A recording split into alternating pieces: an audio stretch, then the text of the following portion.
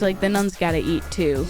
So, they weren't supposed to be, like, smuggling it to Sienna. But, like, when they looked in the basket that her head was, it had turned into roses. Like, what? So that it didn't get, like, caught. What's the deal with dinosaurs? I don't really understand where they come into play. Yeah. And I kind of get mixed.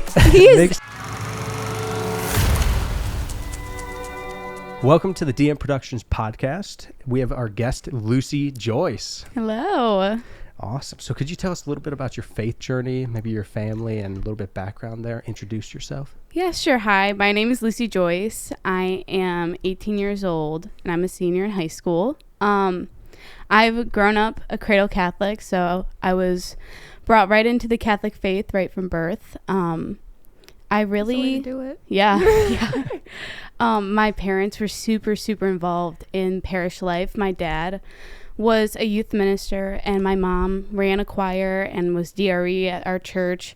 So I was always at church. Like, it was basically my second home. I have really vivid memories of my dad putting on lock-ins for his youth group, and me winning obstacle courses against the high schoolers, and even simple things like mopping after parish events. I just have very vivid memories of it.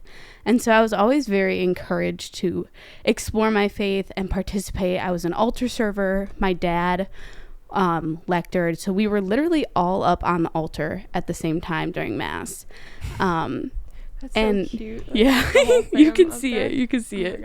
But as I grew into middle school, my parents sent me to Catholic Youth Summer Camp, which was really where my personal faith began. I had always known that God loved me, and I had known it. I'd been told it, and I believed it, but I hadn't really experienced it for myself. Mm-hmm. And so CYC, Catholic Youth Summer Camp, gave me that experience, that face-to-face encounter with God that really showed me I want to be like this. I want to be joyful. I want to live for the Lord. And so it was the best weekend of my life. I went 2 more times, and then going into high school, my faith kind of sort of wavered. I just really wasn't doing anything to grow it. I was pretty lukewarm. Oh, that's good Christian terminology right lukewarm. there. He'll spit you out. But then Life Team was introduced to my life, and I was very hesitant at first, and I really only went when my friends went. But as I grew more into my high school years, I realized the benefit, and I just really fell in love with the community. And so I've really fostered my relationship with the Lord through that Life Team community, both at St. Helen and just as a nationwide Life Team in general. Mm-hmm. So yeah. So how did you grow it with in a nationwide when you're just in the one? So group? Going into junior year, I went to Life Team Leadership Conference in Kansas. Basically, it's a large gathering of Catholic youth throughout the nation who are taught how to become leaders in their parishes and how to evangelize and live for the Lord. And so that was such a formative week for me at Benedictine College in Kansas. And I just learned how to lead others to Christ in not an overbearing way, not being you must know about Jesus, just showing him through my actions. Yeah. And being one with him, and that others can see God through just my persona. If I'm joyful, other people are going to want to know why, because so many people are sad nowadays.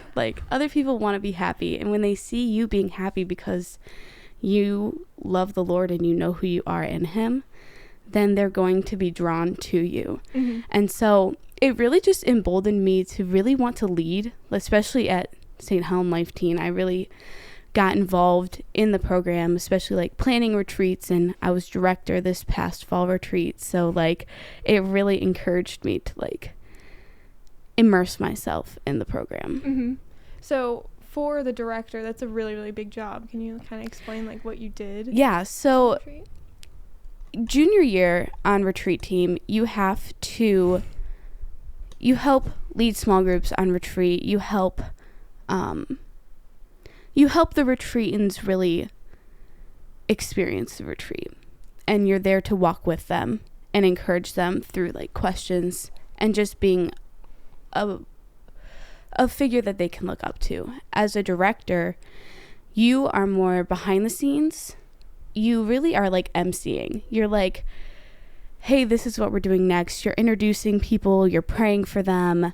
You really have a good relationship with the adults. When you're a director, you really work with them on like how the flow of the retreat is going to work and what are some of the questions going to be. You give witnesses, but really you are like, I don't want to say the face of the retreat, because the face of the retreat is Jesus, it's God, but you are like welcoming them, and you're like, this is what we're doing, this is what it's about. So you're kind of an example for the retreatants. Yeah. I remember being in Life Teen, and like I started St. Helen Life Teen, which is how we met. And I was only in it my senior year, but like just the 1 year was absolutely crazy. It was right after COVID, so oh wow, that in itself was crazy. Yeah. But just, you know, have you been in it for 4 years? So freshman year, I wouldn't even qualify myself as being in it, because I went only when my friends went, and like that's what you do when you're a freshman. You're not like independent yet, so like you kind of like cling to someone, and so the person who I was clinging to really didn't go, so I also really didn't go, so I was very on and off. Even like beginning of sophomore year I was on and off too. So what pushed you to like want to go just independently by yourself? My sophomore fall retreat was really when it like clicked. I met some amazing people who I didn't think I would be friends with, but like are now my best friends. So I think forming those relationships and like branching out and meeting more people, because as a freshman you're like, oh my gosh, I'm all alone, like no one knows me, I'm scared of these older kids, like, but as you get older you start to meet more people, and it's like it's comforting knowing that they're there with you. So I just had a really good experience at retreat. Yes. Which retreat was that? That was Memento Mori. So that was the one my brother directed. Oh, that's so sweet. Yeah, I was not in that one. I graduated, but like Connor, my brother, was in it, and he absolutely loved it. And he was really, really shy too. Yeah. I don't know. It was if he on would be Halloween. qualified as shy, but like just one of those kids that was like, I'm not really into socializing. Yeah. But he's all in it. Yeah. And you can really tell, like, it's really changed him, and, you know, for the better. And growing in his faith. No, I get it. Yeah. So going back to the part about your whole family being involved, everybody being up on the altar, the lectors. Growing up, I was a cradle Catholic, but we weren't, we kind of like went, and were participating, but we weren't volunteering or doing anything like necessarily involved with the Mass. Now, I don't know, I felt like this push and tug to go lector, to go be a Eucharistic minister. So what did that look like for you? Was it just led by example and then you followed, or was there a pull on your heart too? I think at first, with my mom, like, being choir director, like, I wanted, like, I love to sing, and so like I wanted to participate with her, and it was never a question of like whether or not I'm gonna be an altar server. Like, I was just always gonna be an altar server. Like, it helps you focus in Mass, like it gave you something to do. I was able to serve with my brothers like literally every weekend. We would fight over who was the cross bearer, like in front of people. So like it was just, I don't want to say it was expected, but it was like silently expected of me, and I was willing to do it. Like, I just accepted that that was going to be my role, and I was willing to participate. And then as I like have grown into high school, I've had a desire to want to participate. Like, my parents don't like make me participate, that they encourage it. They're like, oh, you should do this, you should lector, you should sing, like you should consider like leading music. But I've stepped into lector roles, especially like after COVID. There was like a really shortage of lectors, and so I just kind of lectured one day, and now I'm on the schedule like every week. But so I lector now, and I took You're the also really good at it. Thank you. But I took the initiative to Eucharistic minister as well. So I went to the training for that, and I got trained also through my school. So I'm able to Eucharistic minister at school and at church. And it's just a really good, easy way to evangelize to others and be like, look, I'm a young person, but I am stepping into this role and being a leader. And like, that's showing people my faith, my relationship with the Lord, and like my desire to be one in the church. Which is so good, and exactly what the church needs, because, you know, they're like, we are going to be the leaders of the church one day, like, and it starts with us. Yeah. You know, if we don't step into those roles, who's going to do it? So it's really, really good to see, like, just leading by example. Thank you. Yeah, but what you were saying about like, just seeing a young person up there, because we're so used to just sitting in the pew, looking up there and just seeing the priest, the deacon, and then the only young people are the altar servers. And like all the old ladies who are Eucharistic ministers, like, and lectors. But it's refreshing. Like, a lot of people, like, we started doing Eucharistic minister, and Dom's a lector, and people come up and be like, it's so nice to see you, like, up at the altar and doing all this stuff. And it really does encourage people, even if they don't come up to you and say that, they're thinking that in their mind. And so it's not just like, oh, this is just, you know, I'll do that when I'm older, like, that's not for young people. But it is, and people really appreciate it too. Yeah, plus I think it's super important for like the big masses, like Christmas or Easter, or sometime during Lent, because that's when there's so many people, like the Creasters are there.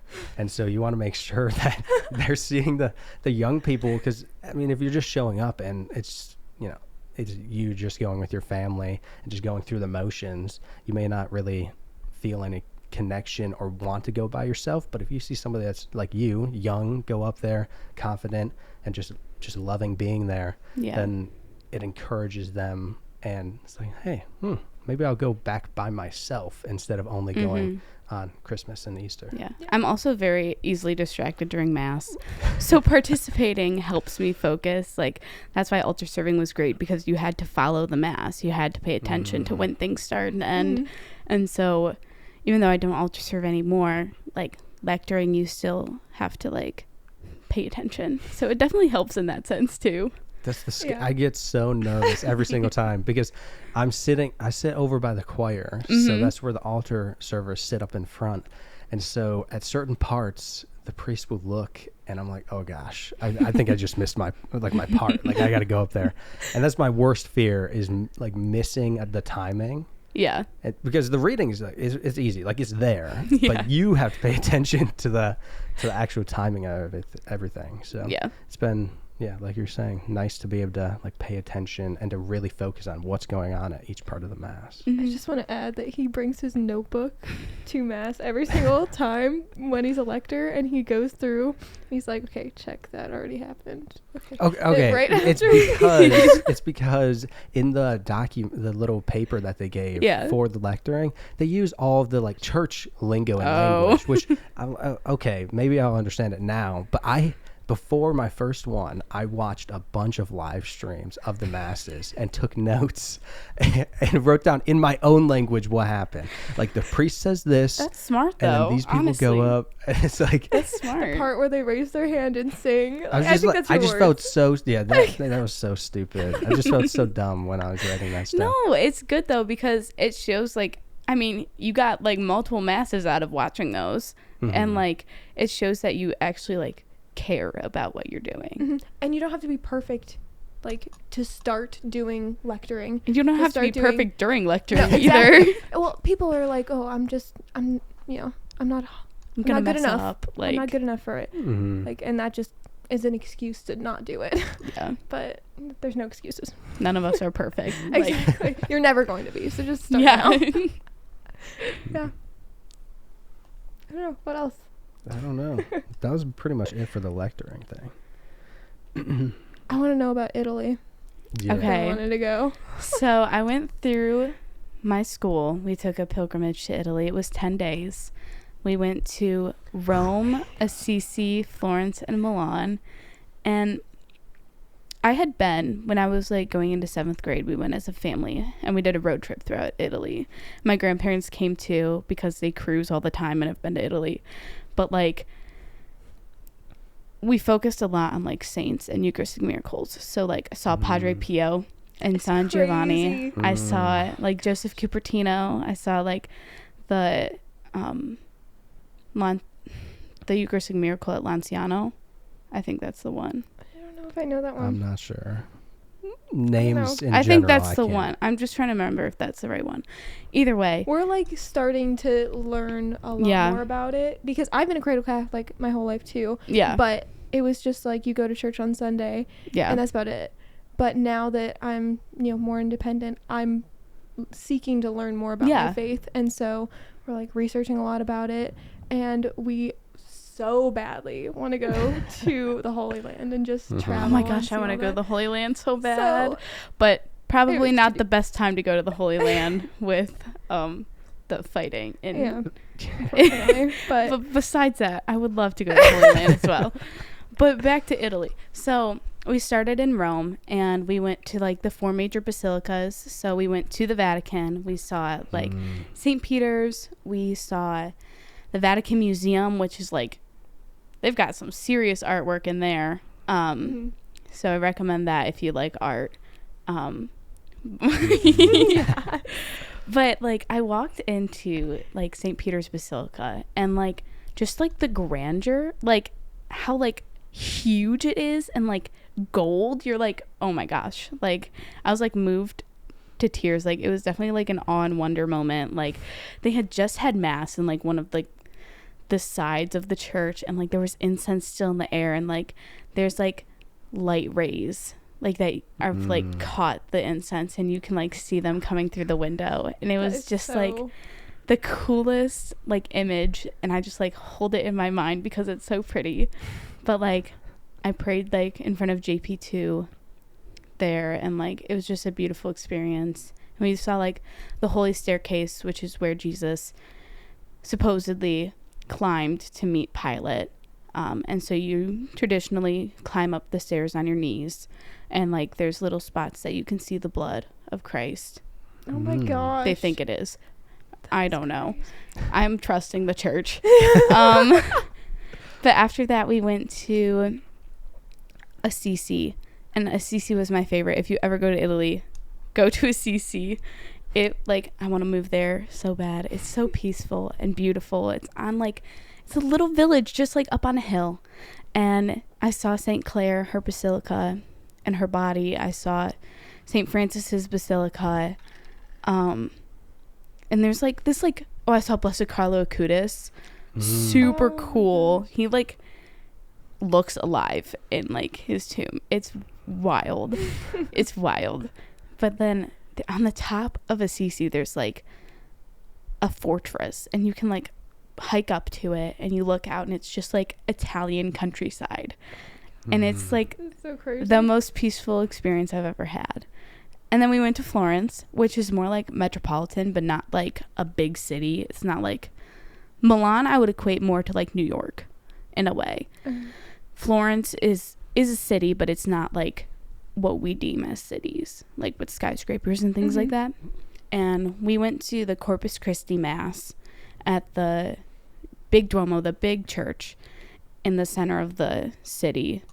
And I just remember like going up to communion, and because it's Corpus Christi, it's about like Jesus's true presence in the Holy Eucharist. And so I'm like hyping myself up as I'm going towards communion and I receive the Lord, and it's just like such a flood of like peace and like desire, but also like I just in that moment I just knew like this is God, and because that this is God, I'm gonna do like anything for him, even if it takes me like literally my entire life to do that, because I'm stubborn.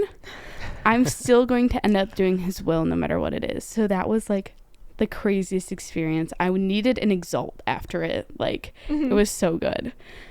And then we went to Milan, and Milan was good. It's just it's more city. It's not like necessarily my vibe, but we saw like the huge Duomo there. We went on the roof of it, but it's very Gothic. It's like very different than all the other ones. It's like stone and like stone statues like everywhere. Yeah. It is like, I don't know how people build these kinds of things. I know. Especially like way back when. Like, how on earth did you haul that giant piece of rock up to that height? Like, I don't know, but it was really super cool. detailed too. Yeah. Like, it's crazy. It's amazing. I cannot. I'm not artistic in like the No, me neither. Don't worry. artsy. Yeah, but to carve that out of a stone, Yeah, like I don't know. the amount of practice you would have to have for that is right. It's wild, but yeah. So it was really a wonderful experience. I could have stayed longer if my parents were there with me, but they didn't come on the trip with me. So it was me and some people from school. But it was a very like moving experience, more so than I thought. Like, I didn't think I would get as much faith aspect out of it as I did, which was really nice. It was surprising. So That is so good. And you went with kids from your school. So are you closer with them now than like just seeing them in school? Some of them. faith I journey? know them. I know them better now because like Ron was there. I Noak. love Ron. Yeah. So like he's the glue for everything. Like, he gets people talking who would never talk to each other. But like, we would pray night prayer every night and like just like stay up and talk. Like, I had like amazing conversations with like 3 girls in my grade who like, they're nice. I talk to them, but like we're not like besties or anything like that. But like we had like super deep conversations. So like that in and of itself provided an outlet for evangelization as well. Yeah. So I mean, I'm not like besties with any of them, but I know them better and I'm like not afraid to talk to them. So That's good. yeah. Yeah, I remember I went on the Life Teen Leadership Conference and we went, there wasn't any guys that went, they couldn't get a guy leader. So it was just like a group of 5 girls. Yeah. And we all became so close after it. And it was just like the best experience ever. Like, Yeah. I recommend anyone go to Life Teen Leadership Conference. It was so good. Anyways. And the campus is so pretty too. It is. Like, I would go there for college if it wasn't 14 hours away. Yeah, that bus ride was rough. I was Would like not sleeping recommend. on the bus floor. And Oh, then I should have the person done I was that. sitting So next to bad. was like sprawled out around like the 2 seats, and it was more comfortable on the floor than it was I because bet. there was the I armrest. bet. Oof. Anyways, so worth it, even though the bus ride was a long time. Yeah. Anyways, Not fun. you ever done anything like that? No, You wish you would? not really. That sounds uncomfortable. No, I mean like going to like retreats and stuff like that. Yeah. Okay. Why wouldn't I want to do that? I don't know. That'd be sick. Go over to all the cathedrals and everything. That'd be nuts. Yeah. It was The really only cool. the only relics or like saint stuff that we've seen or that I've seen is in Cleveland. They have the bones of that one saint that got stolen the one time. It's crazy. They said somebody just straight up like walked into the cathedral and just What? just took it with them. They got it back it's not somehow, small and now either. it's like stored. it's a large case of bones.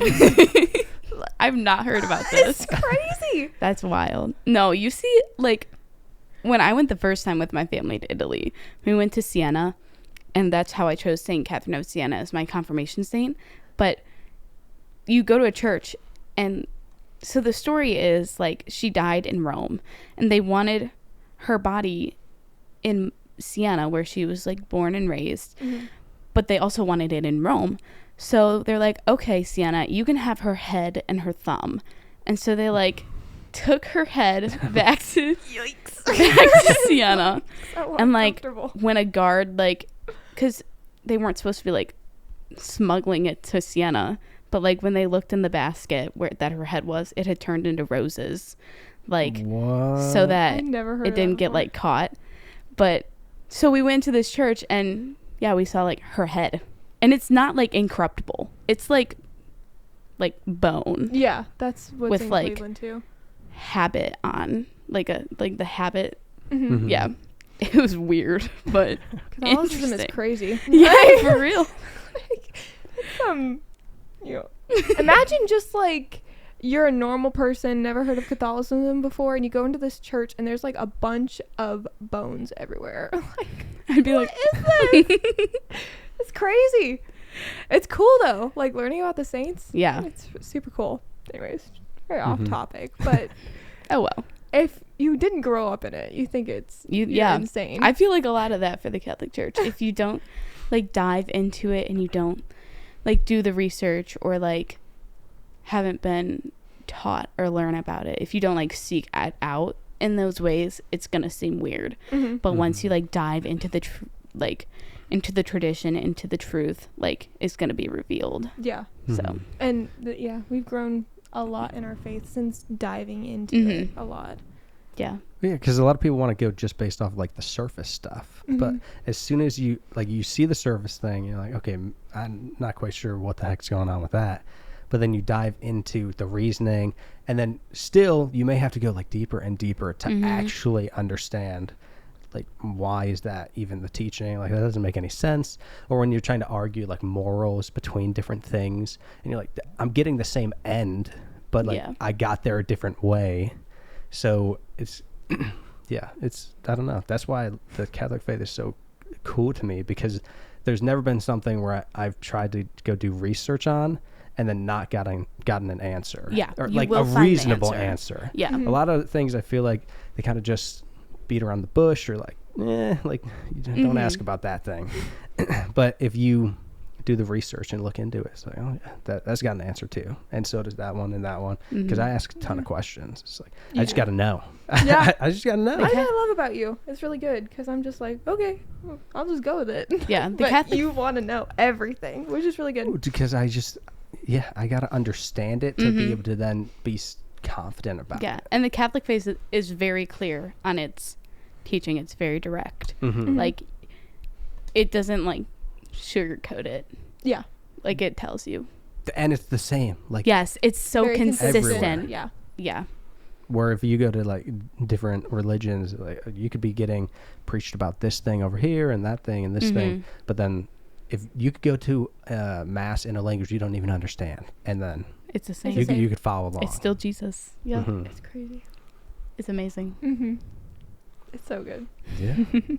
It's getting me excited talking about this. I don't know about you guys. It's good. What was that? What were we just talking about before that? I had something. Bones. About that. Yeah, bones. Bones. I don't know what I had about that. Oh, no, about it kind of feeling creepy if you went in. If some random person went in, had no idea about Catholicism.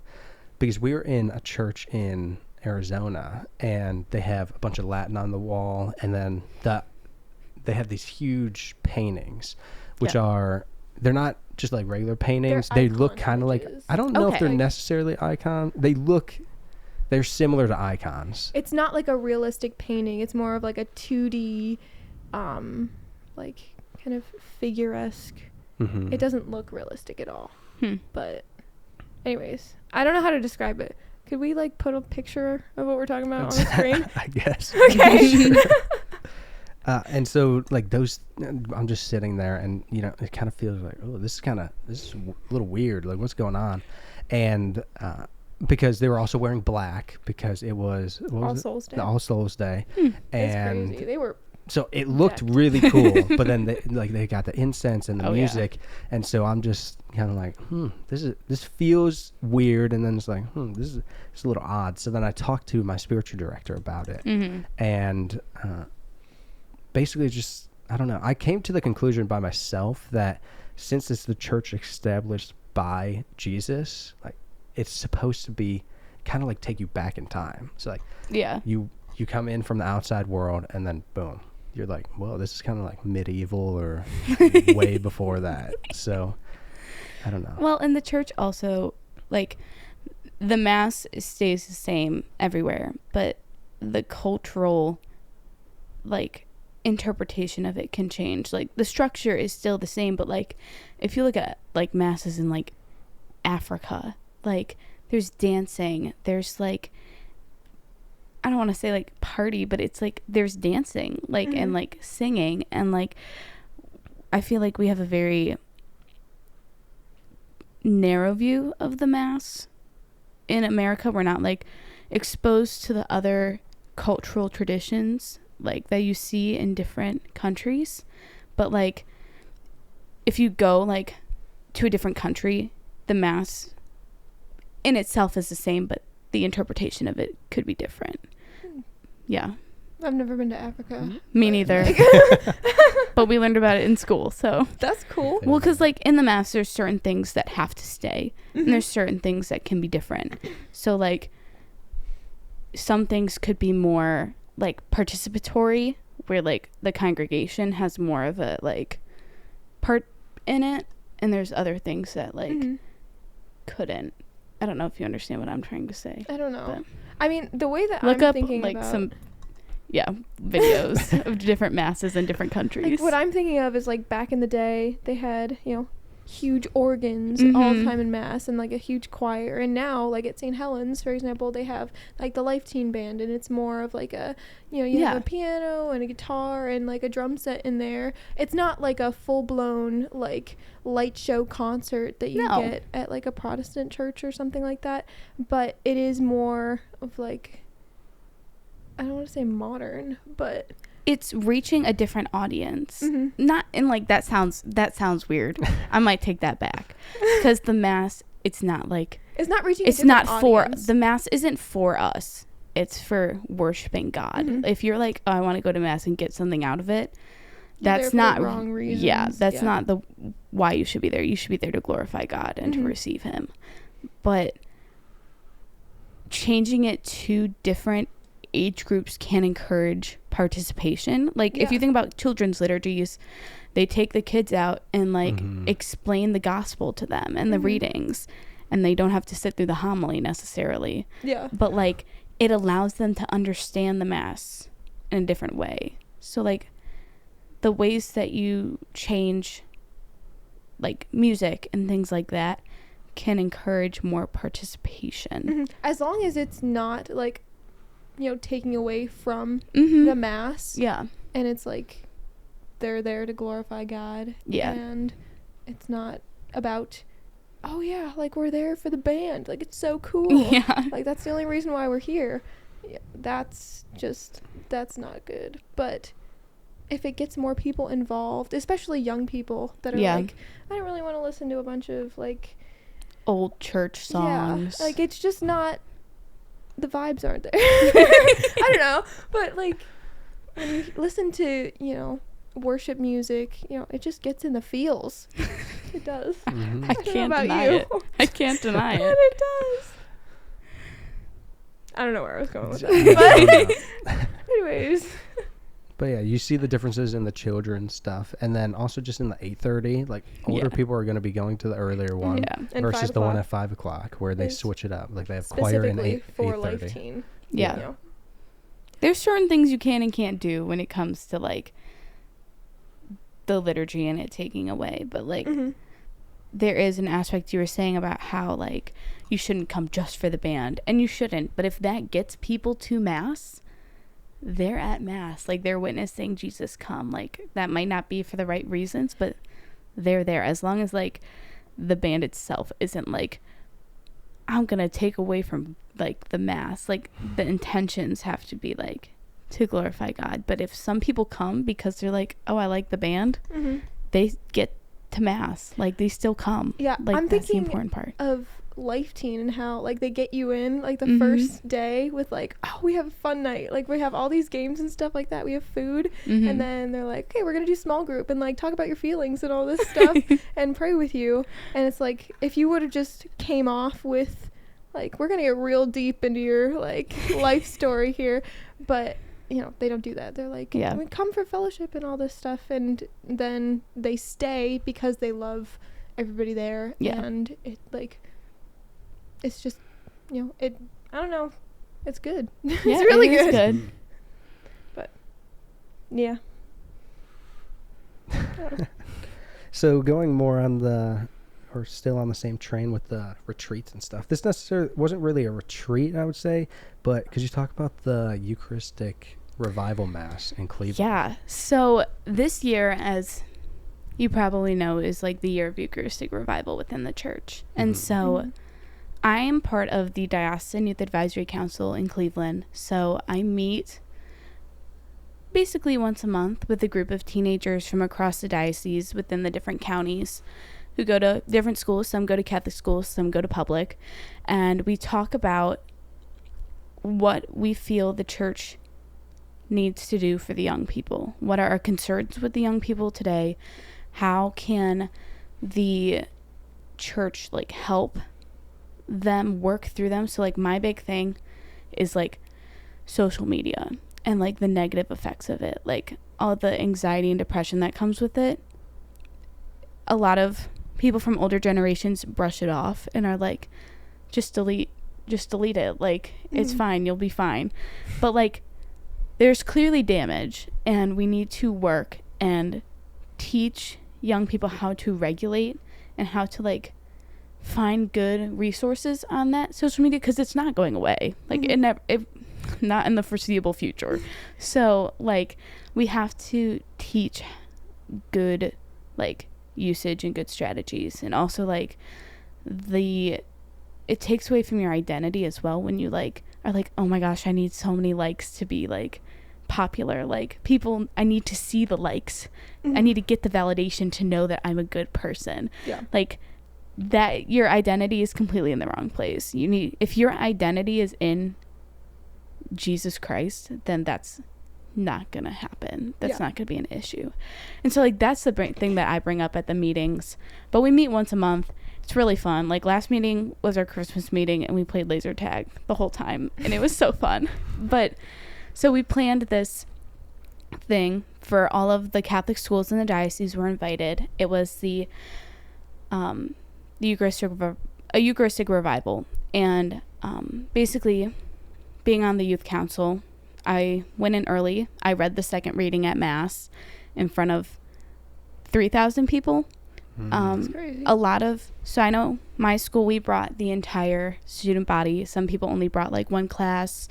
Some people brought like sophomores and juniors. Like it varied in how many people different schools brought. But there were 3,000 kids, and there was a witness by one of my fellow youth council members. There was Father Eric emceeing, Father Eric Garris. Love him.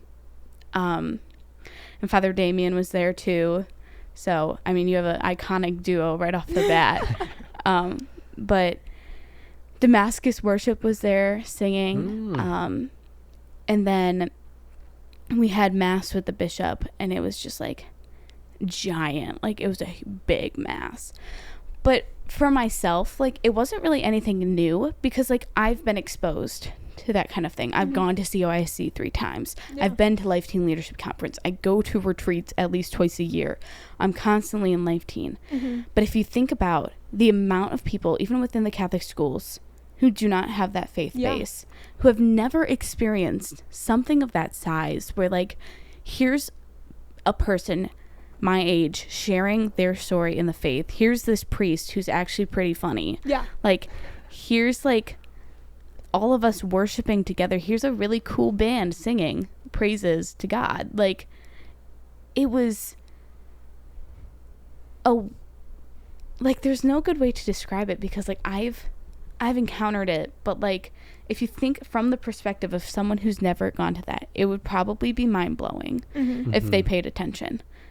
Because some people just went because their schools told them to, but other people are like, wow, this is interesting. Like I know at my school, someone came up to my principal and was like, hey, I kind of want to receive the Eucharist now that I've come to this, even though they're not Catholic. Like I have this desire. That's now. Crazy. Yeah. Oh my so gosh. like just trying, I think like the main purpose, not only to foster a relationship with the Eucharist, but I think the main purpose of the rally was to expose the teens in the diocese, in the Catholic schools, to what a relationship with Christ might look like, and to what these experiences look like.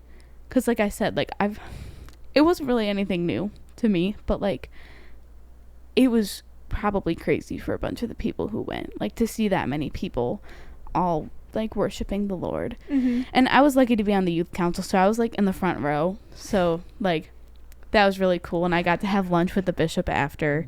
And I got to go early, and like we were supposed to help with games, but everyone showed up late, so we didn't get to play them. But it's okay, I still got to read the second reading. But like even just that, like seeing two young people who you may or may not know lector in front of this amount of people, and seeing one person give a personal witness, like you're like, wow, they are so brave. I'm not trying to like commend myself, but like they're so yeah, not trying to toot my own horn, but you're like, wow, like that is someone who like is strong in their faith and is willing to step up and be a leader. And also there was a keynote speaker. I'm pretty sure she is coming to CLE 216. I think she's like our keynote there too. Who was it? Chica. She was at the Life Teen Leadership Conference when I went. Like, yeah, she was really funny. Yeah. So I know a lot of people liked her too, and just having like a dynamic speaker there, I think also really helped. Yeah, exactly. Because, you know, you have like priests, especially older priests, that you feel like you just can't relate to. Yeah. But when you have like young people and like interesting speakers and like fun priests that are like, oh, they're normal people and they're Catholic and they're like on fire about their faith, it really inspires other people to, you know, why are they like this, and just to ask questions and want to learn more about their faith and be more involved, especially if they've never gone to something like that. Like you said, it's, you know, this is nothing new. Like I go to these all the time, but they're still amazing. Like, yeah, it's still like the Lord Jesus, like for hundreds, like it's still God. Like we were talking, because it was in the Cleveland Auditorium, and like so many famous people have like performed there. And like Father Eric and Father Damien were like, you're about to, and Bishop Malesic, like you're about to witness the greatest like performance, like you are here to witness like the greatest thing to ever happen in the Cleveland Auditorium. That like is crazy. Jesus coming to us in the form of bread and wine, like that's greater than Elvis or whoever else happened to play in the Cleveland Auditorium. Like this is the greatest thing that will ever happen in this space. So it is true. Yeah, like, it is. It's so crazy to think about. That's so fun. I don't know what else. I don't know what else either.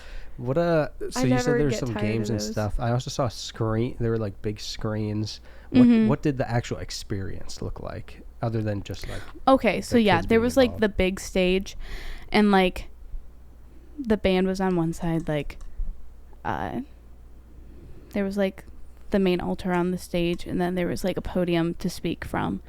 And we would have done games, but there wasn't time. And there were like big screens up on the ceiling, like on the roof. That way, like people in the upper levels could see, and in the back. And I know like we were like throwing t-shirts and like sunglasses and things like that at the end. We were supposed to throw them beforehand, but we ran out of time. But so it was kind of supposed to be like a celebration atmosphere, because that's what the Mass is. It's a celebration of life and of God. And so we were trying to like hype up the crowd, like dance a little bit, like, yeah, we were throwing stuff. So it was like meant to be like a celebration. And it is a really fun atmosphere. Like if you've never gone, like it is like no other. I absolutely love going to stuff like that. It never gets old. No. And did the seminarians? Yes, the seminarians were there. I don't think they helped plan, but they were definitely like them and the sisters. I think a couple Mercedarians, but I know majority of them moved down to Louisiana because there were so many young ones and they didn't have enough room here. So they built a new place down in Louisiana.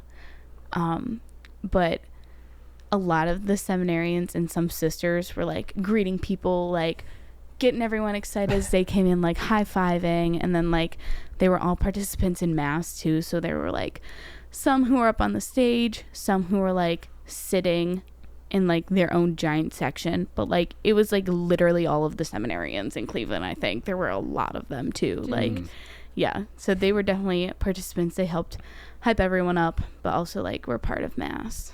So I have a question. How did you get involved with like the planning group? Because Yeah. I had never heard of that before. So the Diocesan Youth Advisory Council, it's in its first year. That's why I've never heard of it. Yeah. I was like, where was this when I was in high school? So last year Non-existent. I attended CLE 216, which is a day-long conference in January. Just like, it's almost like a mini LTLC. So like there's keynote speakers, there's breakouts, there's food, there's giant adoration at the end. Like really good experience. If you've never been, I recommend. But last year was my first year going to CLE 216, and so during it they advertised like, hey, we're gonna do this new youth council thing, like here's how to sign up. And like I immediately was like, I need to sign up for this. But then like my youth minister also came up to me and was like, you should sign up for this. And so I did. You had to apply online through like a form, so like I had to like give my information and then also like answer some questions like about my faith life, like being honest, like what is my prayer life like, my relationship with God, things like that. So I applied in January. By March we had our first meeting. I think maybe May we had our first meeting, but by March I was accepted. And so it's brand new, but it's so fun. I've met people I would have never met, like, because a lot of people come from the west side, because we have a big like population in the diocese there too. But because I'm on the very far end of the Cleveland diocese, basically. But I've met a lot of people who I wouldn't have met to begin with, and have grown closer to people I do know too, because there's multiple of us on the council that I know through St. Helen Life Teen and through other Life Teens in the area. But it's really just a wonderful experience to grow in relationship with others and with God, and to like help try and unite the youth of the church and to develop us into like strong leaders, especially as we go out towards college. So Yeah. it's really cool. I wish that was a thing when I was in high school. Like that would have been so good. How many people are in that? I don't know the exact number, but probably around 20. Okay. And it's led by the like Father Damien, and then Francine, who like leads the youth ministry part of the diocese. And then Carrie, who also works in the youth ministry side. So it's really fun. And now I have connections with the diocese too if I ever need anything. That's So make those connections. especially if I go into that career field one day. Yeah, what are you looking to do like after high So school? I'm going to Catholic College in PA, and I'm going to double major in theology and communications. And so I don't really know what I'm going to do with that yet. I just really want to learn about my faith. And I think I found a place where I'm going to be able to like do that very like and foster that very well. But I probably will end up going into diocese work, because the church needs communicators. Like, times are changing. We can't just put out a bulletin and expect people to read it. Like, we need to be, and I don't want to say like be on social media, but like that can help. Like, you have to reach younger generations and older generations, but you have to reach younger generations and work with the times to reach people and to bring others into the church. So I'll probably end up working in a diocese somewhere, but I also could go into missionary work at places like Damascus or the Culture Project. Yeah, I'm just kind of gonna let God take me where he needs me to go. That's a good plan. So That is a really, really he'll good plan. reveal it. It'll all work out fine. I trust. That's so good. Oh my gosh. And now, your involvement with school, what does that look like? Are you involved with all the campus ministry stuff, or are you? So I am involved in campus ministry, but not on necessarily the service end. We have 2 service projects that we do. We do Labra, which is every Tuesday after school. You take a van and you go into inner city Cleveland, like east side area, to the projects, and you pass out food and clothing and you play with kids. And so I don't typically do that because I work on Tuesdays. I work at the Sisters of Notre Dame, and I serve the nuns their food. So, like, the nuns got to eat, too. So,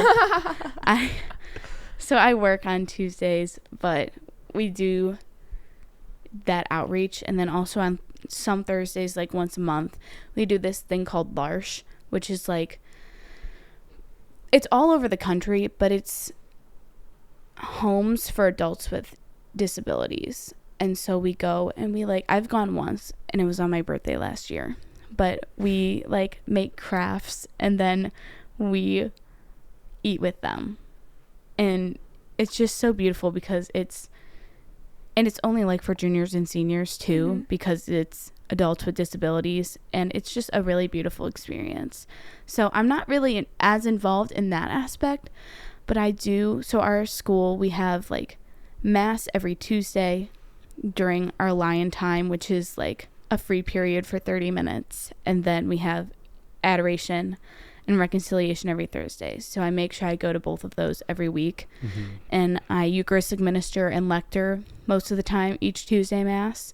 And then when we have all school masses, I help lead the choir. So I do lead the psalm and the mass parts and participate in that sense.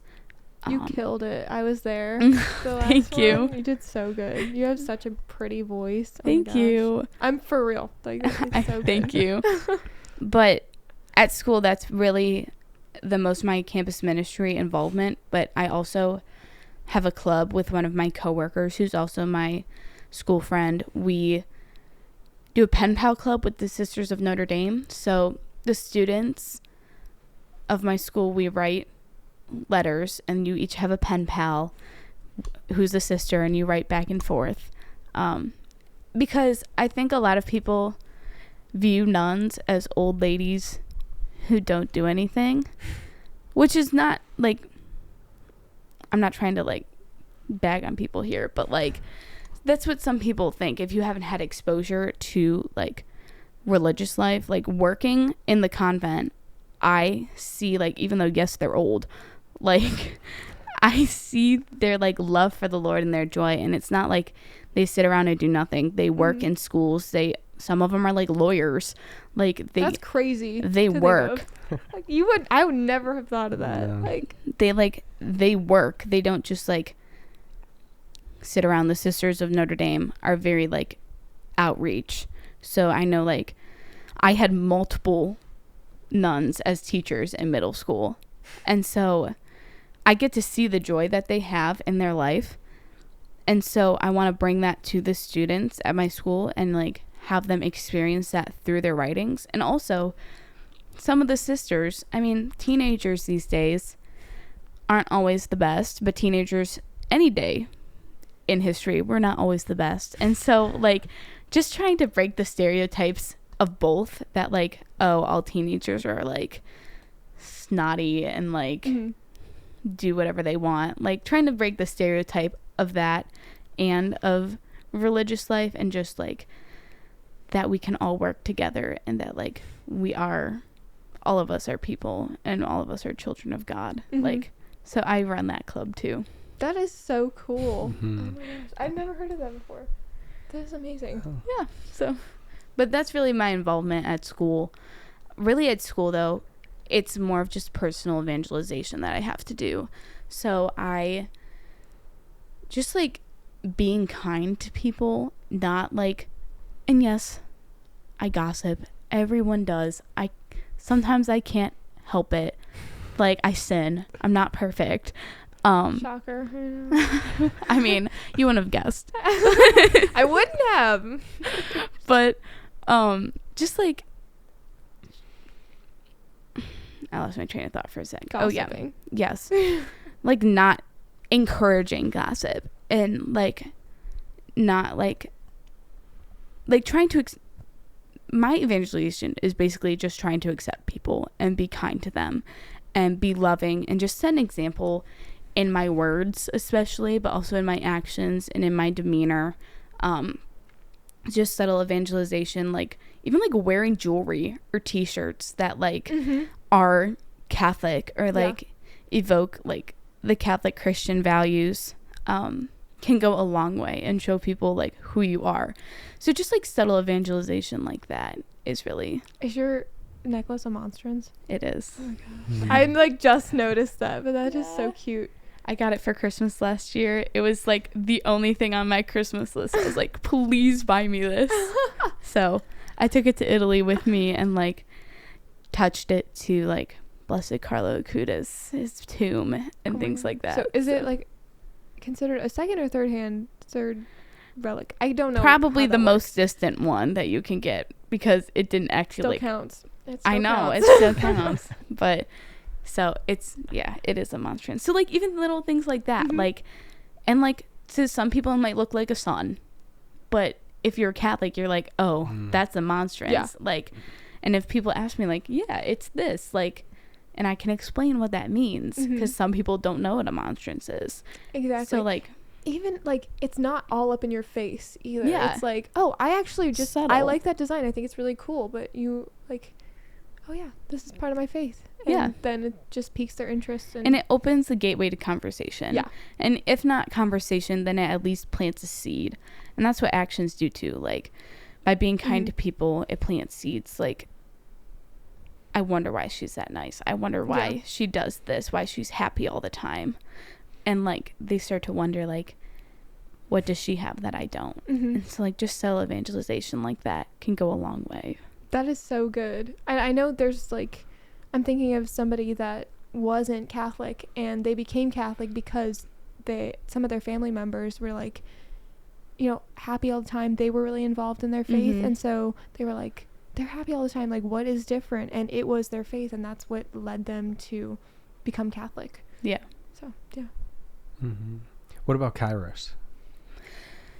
I went on Kairos the spring of my junior year. And so for me, I didn't really know what to expect for Kairos, but I've been on like tons of retreats, so I knew generally what to expect. Like I was not going in blind. Like I'm not. This is my first go around. It wasn't my first rodeo. Like I knew what to expect generally. Kairos was a lot longer than Life Team retreats, at least the way we do them. It gave me more time to do, like, to talk to people. But so many people in my school have had wonderful experiences with Kairos. Personally, it didn't really stick out to me because I've been on so many retreats. And a lot of people shared their trauma, and I've not necessarily experienced anything like that.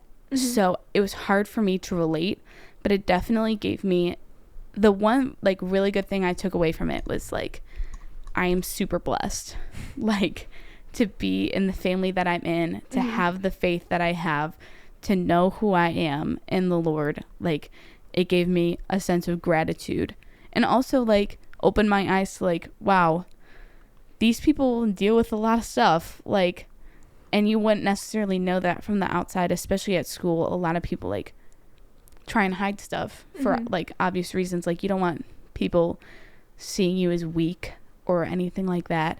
And so like having people be vulnerable, you get a sense of like, wow, I didn't know that they were like that. So it changes your perspective on people a lot. But it wasn't like anything out of the ordinary from what I've experienced, but I know a lot of people who had really good experiences on it. Yeah, I mean, like, since you've gone on so many, it's like, you know, if you thought that was good, like, wait till you go on something like this and something like this, and you go into them all the time, and it's like, you know, that one, you know, that was just the tip of the iceberg. Like, it goes so much deeper, and there's so much more. So I think that's really, really cool too. Yeah, and the Kairos I went on was very focused on like friendship and building relationships with each other, and not necessarily as much as like building relationships with God. Like, I felt almost like it was lacking in that department. But if you've never gone to something like that, you don't want to, like, shove it in your face all of a sudden, because people are going to get overwhelmed and then, like, hide. But, like, by starting off slow and, like, gradually increasing in, like, faith involvement within the retreats, it can help people, like, enter into that relationship more. Yeah, I agree. I think that's what's really cool about your story, is that there's, like, people think that they need this crazy thing to happen to them to then become, like, this great Catholic, versus being cradle Catholic, growing up, being involved, wanting to be involved, and then just keep on deepening the faith, which I think is really cool, and why I feel like she's in the positions that you are for leadership and being able to evangelize other people, and just, like, the happiness that you can spread through those different things. Yeah, There's just, like, they need somebody like you in that position. It's like a great fit. Thanks. And then the Kairos thing, I went on Kairos, which I don't even know how I was able to go on Kairos, because I was the most difficult person to get to Kairos. One, I just dislike staying over anywhere, so I'm more of just like always sleep in my own bed type of thing. And so this one was, I think, is a week long or 5 days. Oh, wow. Isn't it? Mine that was long? like 4 days. Okay. Well, so it felt like ours was forever. like, I don't know if it was Wednesday evening or Thursday evening to Saturday. Okay. It was just at least a couple days. Yeah, it was overnight. like 4 days probably. And so people just kept trying to get me to go, and I was like, I mean, maybe, but, like, this is at the peak of, I was basically in, like, competition bodybuilding. I didn't compete, but I was in that type of mindset of, like, I need to be eating super clean, and I heard the food's not that good, and, like, all this stuff. And excuses. Yeah, basically. But the campus ministry people that were there, they let me bring all of this food and, like, eat my own stuff. And then I had somebody waking me up so that I could do something early in the morning, like run or jump rope or something, which was, it's so, like, pointless, like, just go on the thing without having to do it. But I thought it was great. Whatever gets you there. True. for real. Yeah. But yeah, if you're going to them all the time, it's like, this is just, just another retreat. Yeah, and it doesn't, like, take away from the fact that, like, God is present. Like, just because I don't necessarily have this crazy experience, like, oh my gosh, my life has changed forever, that doesn't mean that God wasn't present and working. Like, God is still there. He's still moving through people. I just, like, didn't have, like, a giant revelation or anything like that, but that doesn't mean it wasn't good, like, like, inherently good. Actually, exactly. not even the food was the biggest thing. One of the biggest things that was trying to keep me from it was there would be some select people that would come back and were, like, way too in my face about this crazy transformation they had, and then you'd see them go on, and then it would, like, fade completely out, and you're like, what? Like, this person was completely different, and now they're completely different again, like 2 weeks, 4 weeks. So that was like it was, I don't know, it was just a weird experience. It's like, why are you coming back so, like, all up in my grill about how great this thing was, and that you love Jesus, and, like, that's all your life is about, and then you go back to your old habits. Like, that was the biggest thing. I was like, why are you doing that? Why are you going back to bad habits after that? Because I was like, I already have a relationship with him. Like, I don't need whatever you had, and then I don't need to go spiraling down after whatever you had. So it was, like, so awkward and weird to me. But I'm glad I went, because I don't know, I feel like that was probably one of the starts of I want to make the faith less about just doing it, and more so, like, a personal knowledge of, like, what's going on, what's happening, and I'm doing it not because just my family did it and everybody else is doing it, but because I actually understand it. Yeah. I think one thing I wanted to touch on was like, you don't need, like, you hear all these people that were like, I did drugs and I killed 3 people and now I love Jesus and I started an orphanage and like all this stuff. Like, you don't need a crazy witness. Yes. Oh my gosh. Be an example. And like, so many people. Such a good like example for this. It's like, I just do good stuff. Like, I love life. Yeah. So like so I've given 3 witnesses at our different retreats. And like, I'm always like, because it's not like I haven't really been through anything traumatic. Like, yes, I've had struggles, but not like anything crazy that like is out of this world. Like, you often forget how many people are also like, I don't want to say normal, but who haven't had that experience. Like, there's so many people who have not been through anything traumatic, and by having all of these traumatic witnesses, they're like, what is happening? Like, what? And so like, in my witnesses, I really focus a lot on like joy and like working on trusting in the Lord and his plan for you. And there's so many people who just haven't been through traumatic experiences, and they also need someone to relate to. Like, yes, there are people who have been through trauma and relate to the witnesses with trauma, but there's so many people who haven't and who need that witness to be like, my life is great and I'm so grateful for all that God has given me and I'm super blessed. And they need that to be able to relate to that.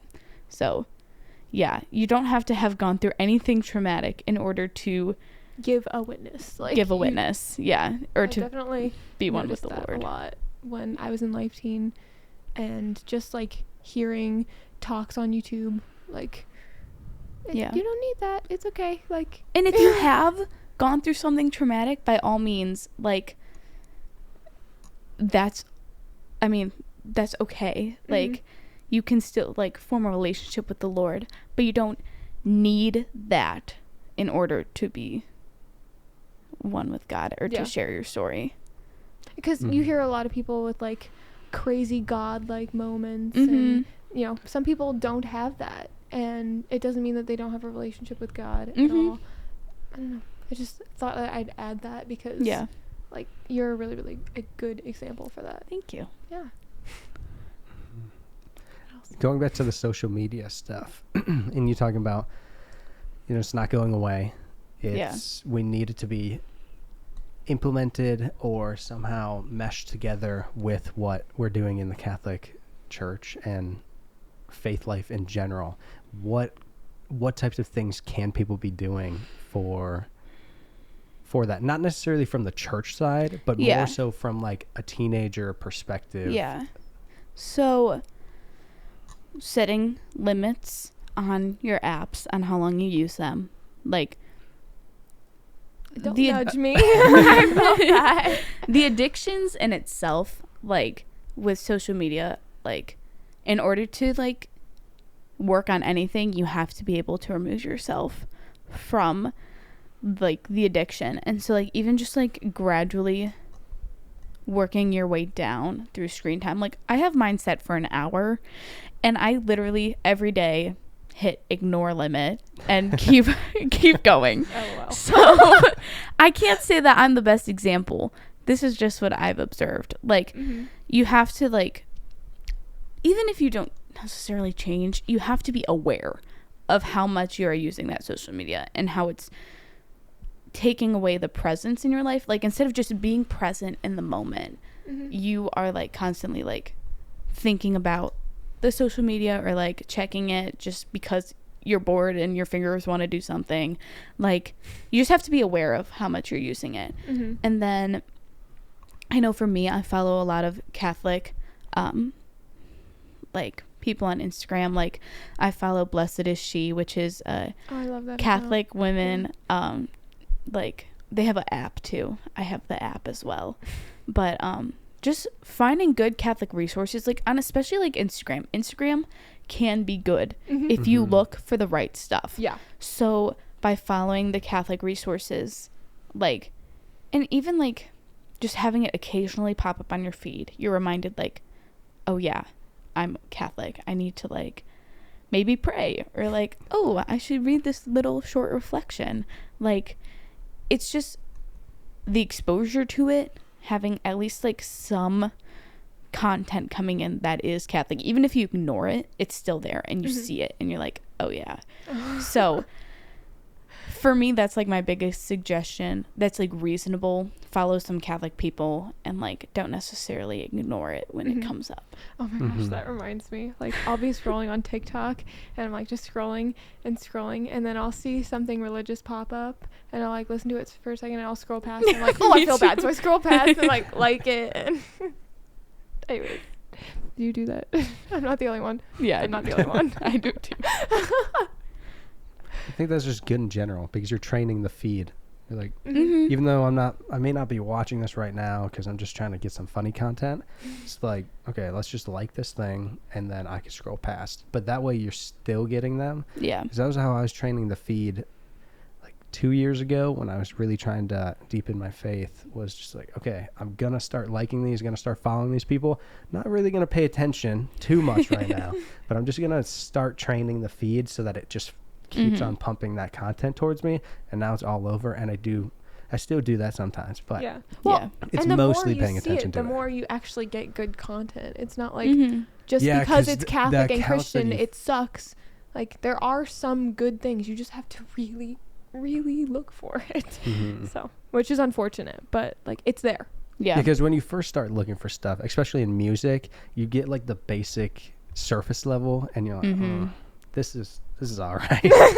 But as you're getting into it and you get like these recommended songs and these recommended accounts, holy cow, Like, it's actually there's really some good. really good stuff out there. And even as you're like coming across like Christian content, you still have to be aware of who the content creator is and like what the message is in there, because as Catholics we have to be aware of, like, I mean, we have distinct beliefs and we have to make sure that what we're viewing aligns with those beliefs. So just because it's Christian, I mean, doesn't necessarily mean that it's like 100%.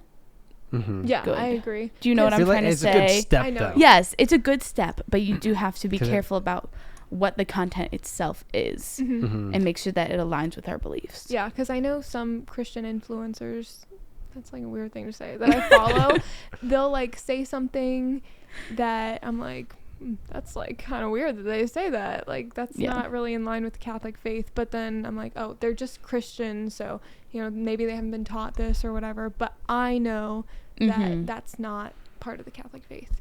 Yeah. But if you didn't know that about the Catholic faith and you just kind of went along with it because they're Christian, like, you would kind of be misled. So it's important to keep that in mind. And if you don't know, research it. Yes, exactly. Because you will Ask find the questions answer. Always. No, I think my favorite is finding priests that are cool. Yes. Like, because I don't know, I've not been exposed to priests enough, like outside of church, or when they're just not wearing their priest clothes or their priest, their outfit or whatever. Yeah. And so it's like there's a bodybuilding priest. We saw him, Father Capo. For real. He's jacked, amazing. and I don't know. It's just so cool to see them not in, I don't know, like regular they're people. humans. Yeah, like they're too, yeah. regular people. It's so crazy for you to wrap your head around. I don't think I will ever fully, I don't know. I will never fully wrap my head around that. It's crazy, but they are. And that's why, like, we wanted to start the podcast and do all that stuff, is to, like, get into their heads of, like, why, like, what's up with priests these days, you know? I don't know. Like, It's to hear Catholic stories. Yeah. Yeah. for real. Yeah. But just to learn more about that. Mhm. Like, they have cooking shows. They, Dude, you know. I love cooking shows. There was, like, I don't know what his name, Father Leo? I am so hungry. I know, I hear your stomach rumbling right now. I wonder if the mic's picking it up. But, yeah, cooking shows, you know, There was 2 Franciscan friars who went around and went to all the baseball stadiums and I follow them, but it was really funny because they were like, everyone always asks us like theological questions. We just want someone to ask us if we want a beer. Like, it was just so funny. And like, it's just like, they can do cool stuff too. Yeah. Like, I would love to see all the stadiums. It just reminded me of the time you asked Father Damien about like a question about dinosaurs. We're going to have Father Damien on the podcast. Yes, I love Father Damien. And when we're at a retreat, it was Ignite. So it was a big young adult retreat. Yeah. And they had like a panel of priests and then maybe like a couple other people. Like that. Yeah. And they opened it up. They did some like regular questions and then they had papers that you could like put in. And so I put, what's the deal with dinosaurs? And I felt betrayed because they didn't pick my, like, I felt like it was a pretty good one. Like, come on, like, what's the deal with dinosaurs? I don't really understand where they come into play. Yeah. And I kind of get mixed. He is. mixed I know things. it sounds crazy. No, I but it's a understand. dead I serious understand the question. Like, I 'Cause do. love I Jurassic get it. Park. So Oh my gosh, have you read the book? No. Because the book is actually really good. I've not. But the movie is also super good too. Not So I'm just like, I don't understand. It doesn't, like, there's nothing about dinosaurs or that I've read in the Bible. So it's like, where do they come into play? And so they didn't pick my question. And so then I just had to straight up confront Father Damien. I just walked up to him and I felt like I didn't get a good answer. Like, he kind of dodged the question. I don't really know what he said, but I just felt like he dodged the question. So I'm going to have to ask him again when he comes on the podcast.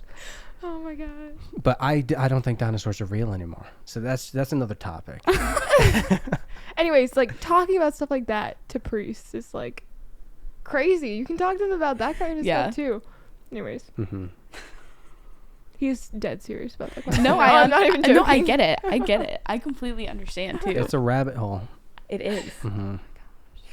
Are there any other questions that we might not have asked, but maybe you want to share something or shout something out?